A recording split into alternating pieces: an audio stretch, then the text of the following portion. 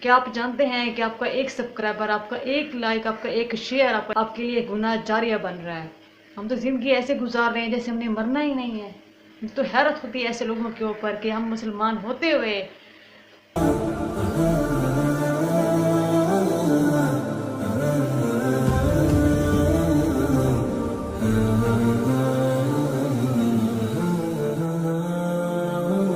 बिस्मिल्लाहिर्रहमानिर्रहीम अल्हम्दुलिल्लाहि रब्बिल आलमीन। क्या आप जानते हैं कि इस्लाम बयान करने वाले या मालूमात देने वाले लोगों के सब्सक्राइबर क्यों काम होते हैं?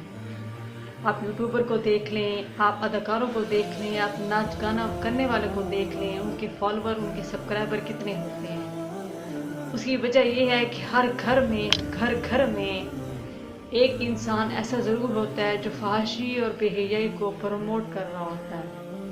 हर घर में एक इंसान वैसी सोच रखता है जैसा उनको दिखाया जा रहा होता है। तो यूट्यूबर हो या फैमिली व्लॉगिंग दिखाने वाला शख्स ये ज़रूर सोचता है कि जो मैं कंटेंट लेकर आ रहा हूँ वो ज़रूर चलेगा। सेम इसी तरह एक अगर इंसान दिखा रहा है, यूट्यूबर दिखा रहा है, तो 10 लोग लेकर आएंगे फैमिली व्लॉगिंग की, हमें भी देख लें, हमारे घर का माहौल भी देख लें। तो जो भी दिखाया जाएगा फहाशी बेहयाई को प्रमोट कर रहे हैं, वो घर में बैठे हुए लोग हैं। क्या आप जानते हैं कि आपका एक सब्सक्राइबर, आपका एक लाइक, आपका एक शेयर, आपका एक फॉलोअर आपके लिए गुनाह जारिया बन रहा है। हम तो ज़िंदगी ऐसे गुजार रहे हैं जैसे हमने मरना ही नहीं है। मुझे तो हैरत होती है ऐसे लोगों के ऊपर कि हम मुसलमान होते हुए हम दुनिया के ऐसे लोगों को प्रमोट कर रहे हैं जो इस्लाम में जायज़ भी नहीं है। हम मुसलमान होते हुए हिंदुओं वाले काम कर रहे हैं, ये भी सोच कर कि ये इस्लामी मुल्क है। मुझे अफसोस होता है अपने लोगों को, मुसलमान लोगों को देखते हुए कि ये क्या कर रहे हैं। हमारी ही आंखों के सामने रोज़ कितनी मौत होती है, हमारी आंखों के सामने रोज़ कितने कत्ल होते हैं। हम क्या सीख रहे हैं इससे? कुछ भी नहीं। अफसोस का मकाम तो ये है कि जितने हमारी आंखों के सामने हादसात हो रहे हैं मगर हम कुछ भी नहीं सीख रहे। खुदारा ज़िंदगी इस तरीके से तो गुजारें कि आप मरे जो सही ना, तो कम से कम आपको कब्र में अजाब ना मिले।